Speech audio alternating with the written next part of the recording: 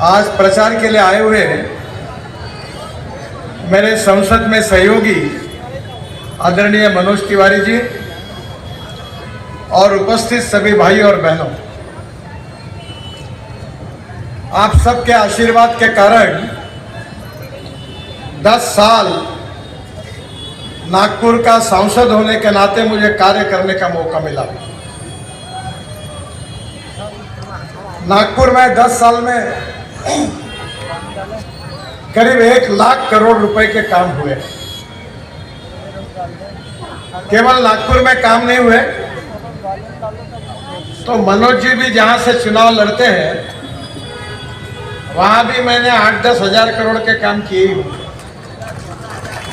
14,000 करोड़। पूरे देश में काम करने का मौका मुझे मिला और विशेष रूप से इस काम के कारण मुझे बहुत सम्मान भी मिला, प्रतिष्ठा भी मिली। इस काम करते समय 7 वर्ल्ड रिकॉर्ड हुए और मुझे 9 डिलीट्स मिली, डॉक्टरेट्स मिली। पर बहनों और भाइयों, इसका श्रेय मुझे नहीं है।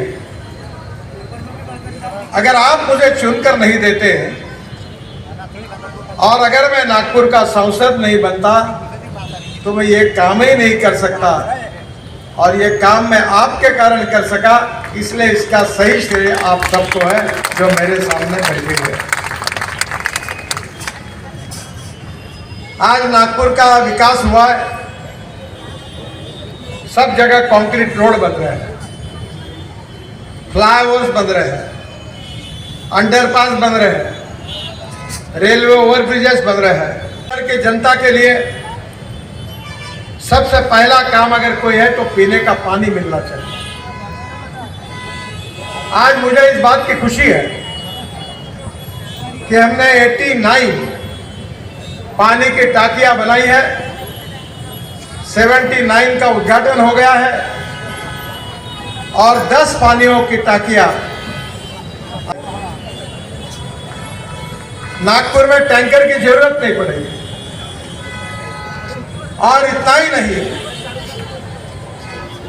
तो नागपुर में करीब 60 से 70% आबादी ऐसी है कि उनको करीब 24 घंटे तक हम पानी देने का काम कर रहे हैं। नागपुर ये पहला शहर है कि आपका टॉयलेट का पानी, आप टॉयलेट में जो पानी डालते हैं उसको साफ करके हम महाराष्ट्र सरकार के कोराडी खापरखेड़ा प्रोजेक्ट को पावर जनरेशन के लिए देते हैं। और अभी आप नागपुर शहर का जो कचरा है वो उठाने के लिए कभी 200, कभी 250, कभी 500 रुपए टन तक हम खर्चा करते थे और वो कचरा भांडेवाड़ी में जाता था।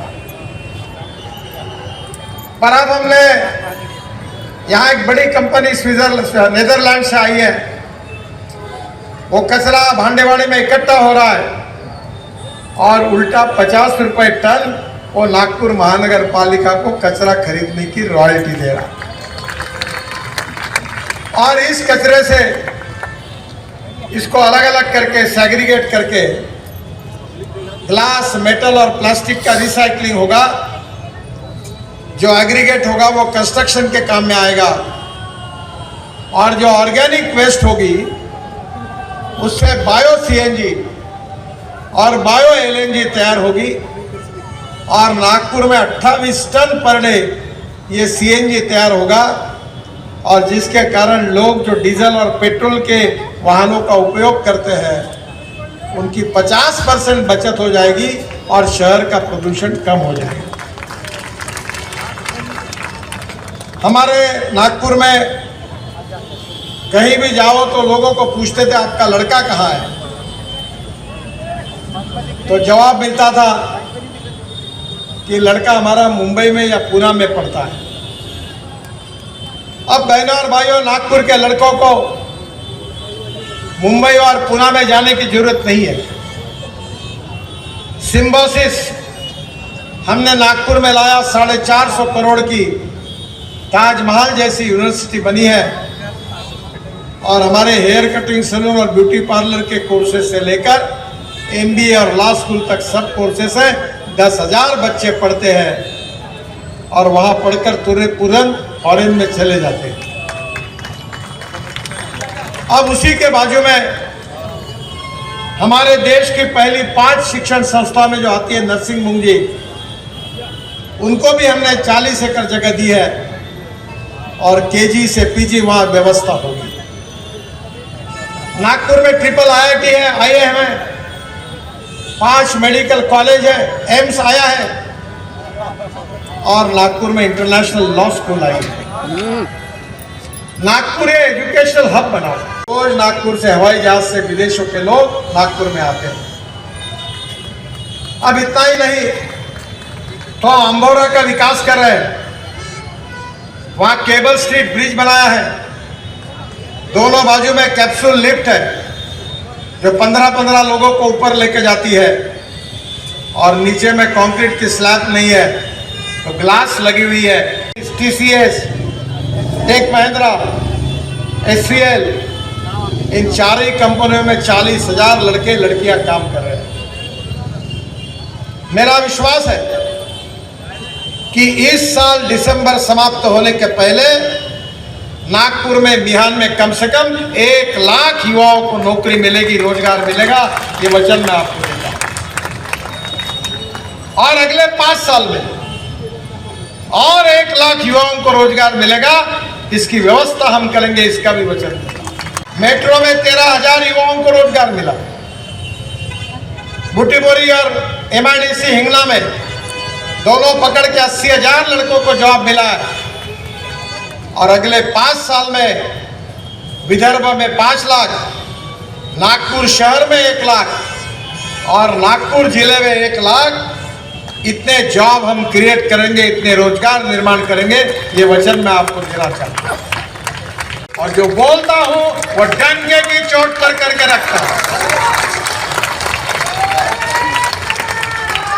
और जो बात पड़ती है उसका साथ देता हूं और जो नई बात पड़ती उसका खुलेआम बता देता हूं कि मुझे मान्य नहीं है। मैंने इस शहर में कभी जात, पंथ, धर्म, भाषा, सेक्स और पार्टी की राजनीति नहीं की। मैं नाम गिना सकता हूं कि इस शहर में मैंने 1,14,000 ज्येष्ठ नागरिक और दिव्यांगों, 300 लोग जो स्ट्रेचर पर थे उनको पैर लगा के दिए जर्मनी से लाकर, 45,000 हार्ट के ऑपरेशन किए, कैंसर के लोगों की मदद की, 1500 लोगों को डिजिटल, जो कान से सुनते नहीं थे उनको मशीन दिया। एक बहू मेरे पास आई और मेरे को बताने लगी कि साहब आपने ये क्या किया। मतलब क्या हुआ? मैं मन में भी बोलती हूँ तो भी उसको सुनने में आता है, क्योंकि वो वर्ल्ड स्टैंडर्ड का डिजिटल मशीन है। कोविड का समय था, बहनों और भाइयों, हमने रेमडेसिविर बनाया और गरीबों को दिया, ब्लैक मार्केट बंद कराया।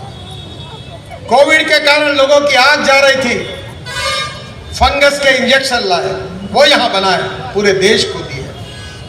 ऑक्सीजन की कमी थी, हवाई जहाज में ट्रक डालकर हमने विशाखापट्टनम और भुवनेश्वर में भेजा और ऑक्सीजन लाया और नागपुर में तो विदर्भ में सब जगह पर ऑक्सीजन देकर लोगों की जान बचाने का काम हमने किया। एक वेंटिलेटर 5 से 7 लाख रुपए का होता है। 500 वेंटिलेटर लोगों की जान बचाने के लिए गवर्नमेंट हॉस्पिटल, प्राइवेट हॉस्पिटल सबको फुकट में दिए। ऑक्सीजन के सिलेंडर दिए। Panjabrao Deshmukh medical college Amravati, Mayo medical, हमारा एम्स और नागपुर में अनेक प्राइवेट डॉक्टर, और इन सबको हमने ऑक्सीजन के प्लांट बना के दिए। विदर्भ में 90 एम्बुलेंस दी। एक हमारे कांग्रेस के MLA थे वर्धा के, उनका लड़का है डॉक्टर सातव करके, वो बेड़घाट में है। उनको ऐसी एम्बुलेंस दी कि उन्होंने एम्बुलेंस में 40 आदिवासी लोगों का हार्ट का ऑपरेशन एम्बुलेंस में किया और उनकी जान बचाई। सैनिटाइजर का ब्लैक मार्केट हो रहा था, मैंने खुद सैनिटाइजर बनाया और लाखों बॉटल फुकट में बांटी। और 120 रुपए भाव कर दिया, पूरा मार्केट खराब कर दिया, क्योंकि वो गरीबों को लूट रहे हैं। हमने कभी जात नहीं देखी, पंथ नहीं देखा, धर्म नहीं देखा, भाषा नहीं देखी, सेक्स नहीं देखा, पार्टी नहीं देखी। कोई भी पार्टी का हो, कोई भी जात का हो, जो मेरे घर में आता है, मेरे कार्यालय में आता है, उसका काम किया। और मैं खुले रूप से बताता हूं, मैं ये जात पात की राजनीति नहीं मानता। कोई भी व्यक्ति उसके जात से बड़ा नहीं होता, धर्म से बड़ा नहीं होता, पंथ से बड़ा नहीं होता, सेक्स से बड़ा नहीं होता। व्यक्ति उसके कार्य और कर्तृत्व से बड़ा होता है, उसके कर्मों से बड़ा होता है। मैं जॉर्ज फर्नांडिस साहब को अपना आइकॉन मानता हूं, अटल बिहारी वाजपेयी। मैं उनके साथ बहुत काम किया। डॉक्टर अब्दुल कलाम साहब को हम मानते हैं, वो मुसलमान है कि हिंदू, ये सवाल नहीं है। हम बाबा साहेब अम्बेडकर, महात्मा ज्योतिबा फुले जी को मानते हैं, उनके कार्य और विचारों के कारण मानते हैं। और इसलिए जो गैस का सिलेंडर, पेट्रोल, डीजल जिस भाव में हिंदू को मिलेगा, उसी भाव में मुसलमान को मिलेगा। गरीब गरीब होता है, गरीब को जात, पंथ, धर्म और भाषा नहीं होती। और इसलिए मैंने यही व्याख्या की कि चार ही जाति मुझे मालूम है, एक किसान, एक कामगार, एक युवा और एक महिला। पांचवी जात नहीं मालूम। और इसलिए मैं लोगों को बोलता भी हूं कि जो करेगी जात की बात, जो करेगी जात की बात, उसको कसके पड़ेगी लात। साले आना नहीं मेरा। जो अपने काम पर चुनकर नहीं आते, जो अपने कार्य पर चुनकर नहीं आते, वो लोगों को जाके बोलते कि मैं तिरला कुंभी हूं, मुझे वोट दो। उनको इसलिए कहना पड़ता है कि काम ही नहीं किया, इसलिए जात का नाम लेना पड़ता है। और फिर लोग बोलते जाति करता माती खाची वेड़ आदि। जिसको जो करना है करिए। मुझे पता है कि ये पब्लिक बहुत होशियार है, ये सब समझता है। उनको वो गाना था ना, ये पब्लिक है, सब जानती है। कितने भी नौटंकी की तो भी सच्चाई इनको मालूम है कि हमारा भविष्य कौन बदल सकता है, हमारा तकदीर कौन बदल सकता है, हमारा पीने के पानी से लेकर अच्छे रोड कौन बना सकता है, गरीबों को मकान कौन दे सकता है, हमारे बेटों को रोजगार कौन दे सकता है, और हमारे नागपुर शहर को दुनिया का स्वच्छ और सुंदर शहर कौन बना सकता है। ये लोगों के मन में इसका उत्तर साफ है। और इसलिए मैंने चुनाव के पहले कहा था, मैंने कहा था कि मैं पोस्टर नहीं लगाऊंगा, मैं बैनर नहीं लगाऊंगा, पर मैंने ये भी कहा था कि मैं लोगों का आशीर्वाद देने के लिए उनके लोगों के घर तक जरूर जाऊंगा। पोस्टर बैनर इसलिए नहीं लगाऊंगा क्योंकि मेरा नाम लोगों को मालूम है और मेरा काम लोगों को मालूम है। और मैंने ये भी कह दिया था, और मैं कहता हूं, ताजबाग में बोला था मैंने, मोमिनपुरा में बोला, 7,000 की भीड़ थी। मैंने कहा जो भी मुझे वोट देगा उसका भी काम करूंगा, और जो भी नहीं देगा उसका भी काम करूंगा। मान मिलता है।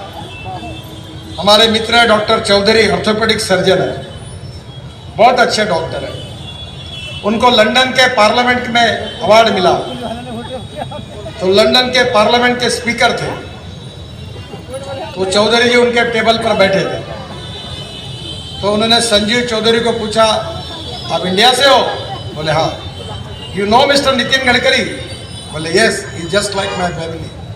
आई only accepted my iconic leader, I recognise him the only man that is Nitin Gadkari. वो बेचारे डॉक्टर चौधरी बताते समय उनके आंखों में आंसू आए।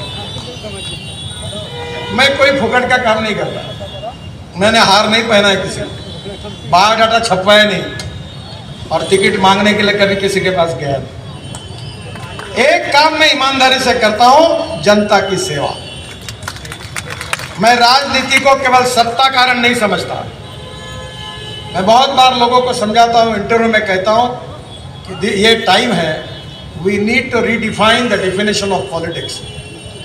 राजनीति की व्याख्या नए तरीके से करने की आवश्यकता है। गौर गरीब जनता की सेवा करना है, गोर गरीब जनता को उनको अच्छा जीवन देना, उनका लाइफ सस्टेनेबल सुसह्य बनाना, उनको हेल्थ, एजुकेशन, सभी सेक्टर में उनकी मदद करना, ये सही में राजनीति का अर्थ है।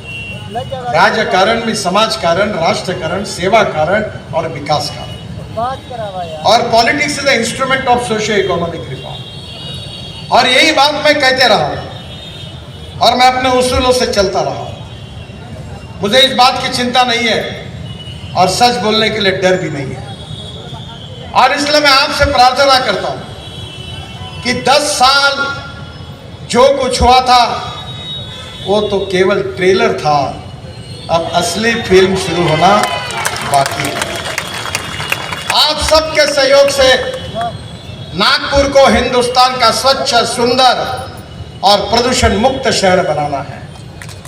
नागपुर को शिक्षा का हब बनाना है। नागपुर को लॉजिस्टिक कैपिटल बनाना है। डीजल बस की तुलना में 30% कम होगा। नागपुर में बहुत सी चीजें देखने के लिए दुनिया से लोग आने लगे। युवाओं को रोजगार मिलेगा और ये सब कार्य आपके आशीर्वाद के बिना नहीं हो सकता। बहुत कुछ बोलने लायक है, पर मुझे और 2 सभा में जाना, 10 बजे के पहले सभा समाप्त होती है। और इसलिए मैं आपसे इतना अनुरोध करूंगा कि इस बार 75% वोटिंग होना चाहिए। आपके मित्र, आपके परिवार, आपके दोस्त, सबको मेरी प्रार्थना उनके पास पहुंचाइए और 75% वोटिंग करिए। पिछले बार 2000 पोलिंग सेंटर में से 1350 सेंटर पर मुझे 70 से 80% मतदान मिला था। मैं आपको बताना चाहता हूं कि अगर 75% वोटिंग हुआ तो मैं 5 लाख से ज्यादा वोटों से चुनाव जीतूंगा। हमारे कांग्रेस मित्र लोगों को कंफ्यूज करने की कोशिश कर रहे हैं। वो ये कहते हैं कि भारतीय जनता पार्टी को 400 सीटें आएगी तो बाबा साहब का संविधान बदलेगा। संविधान 2 पार्ट में है। मैं लॉ ग्रेजुएट हूं, संविधान पढ़ा हूं। एक उसका मूलभूत तत्व है जिसको उसके सिलेंट फीचर्स कहते हैं और एक्ट्स है। और केशवानंद भारती केस में सुप्रीम कोर्ट के चीफ जस्टिस और 7 न्यायमूर्ति ने एक निर्णय दिया है जो सभी सरकारों पर बंधनकारक है। वो ये है कि salient features of the constitution can not be change. जो हमारा लोकतंत्र, समाजवाद, धर्मनिरपेक्षता, freedom of speech, fundamental right, ये बदल ही नहीं सकता। और राजीव गांधी जी ने कहा, उसका वीडियो है, कि हम संविधान बदलेंगे। और यही कांग्रेस वाले जिन्होंने 80 बार संविधान तोड़ा है और आज दलित समाज में जाकर अपप्रचार कर रहे हैं कि ये संविधान बदल देंगे। कोई संविधान नहीं बदलेगा। मुसलमानों में जाकर कहते हैं कि बड़े खतरनाक है ये चुन कर आएंगे तो आपको कटवा देंगे, पाकिस्तान भिजवा देंगे। क्या 10 साल में कोई दंगा हुआ? कोई नहीं। आज मैं आपको बताता हूं कि मुझे इंजीनियरिंग कॉलेज मिला था। मेरी कोई डीएड, बीएड, प्राथमिक शाला, कॉलेज कुछ भी नहीं है। सब नेताओं ने कॉलेज शुरू किए, मैंने नहीं किया। मैंने सदर में अंजुमन इस्लाम को इंजीनियरिंग कॉलेज दिया और 14,000 कल वहां के मैनेजमेंट के लोगों ने मुझे बताया 14,000 मुस्लिम समाज के लड़के और लड़कियां इंजीनियर बनी और विदेशों में जाकर, देश में जाकर आज लाखों रुपए महीना कमा रही है। ये काम मैंने किया और मुसलमानों के विरोध में। हमने दीक्षा भूमि का सौंदर्यीकरण किया, ताजबाग का किया, बाबा जुमदेव जी के लिए अभी 91 करोड़ रुपए दिए। हमने कभी जात पात की राजनीति नहीं की। दीक्षा भूमि की कंपाउंड वॉल मेरे हाथ की, पानी मैंने पहुंचाया, स्टील पाइप का रेलिंग कर दिया। 3 साल से उनको अनुदान नहीं मिला था, वो मिलाकर काम पूरा किया। गवई साहब थे तब। अब देवेंद्र जी ने माता कचेरी वाली जगह दे दी। चिचोले में बाबा साहब का स्टूडियो, बड़ा उनके वस्तुओं का म्यूजियम बन रहा है। सुलेखा ताई को 200 करोड़ रुपए ड्रैगन टेम्पल के विकास के लिए दिए। और हमारे बारे में ये अपप्रचार करते हैं कि हम दलित और मुस्लिम विरोधी हैं। ना जात पर न पात पर मोहर। अगर हम सही है, अगर हम ईमानदार हैं, मैंने 50 लाख करोड़ के काम देश में किए हैं। कोई माय का लाल होगा तो कोई कॉन्ट्रैक्टर को काम करने के लिए मेरे पास आना पड़ा, ऐसा आपके कान में भी बताएगा तो मेरे पास आइए, मैं राजनीति छोड़ दूंगा। हमने राजनीति का धंधा नहीं किया। नहीं तो engineering college, medical college, BEd college, DEd college, प्राथमिक शाळा शिक्षकाचा अर्धा पगार तुम्ही, अर्धा पगार आम्ही. पुन्हा इकडं आले सभेत की बाबासाहेब आंबेडकर, महात्मा फुले, शाहू महाराजांच्या महाराष्ट्रात. ये नाटक कंपनी. सच्चाई को समझिए और आपका प्रेम, आपका आशीर्वाद मुझे दीजिए. इस बार 75% वोटिंग करके 5 लाख की मार्जिन से मुझे विजयी बनाइए. यही हाथ जोड़कर आपसे अनुरोध करता हूं. बहुत बहुत धन्यवाद. मेरे साथ जोर से कहिए, भारत माता की, भारत माता की, भारत माता की. नमस्कार.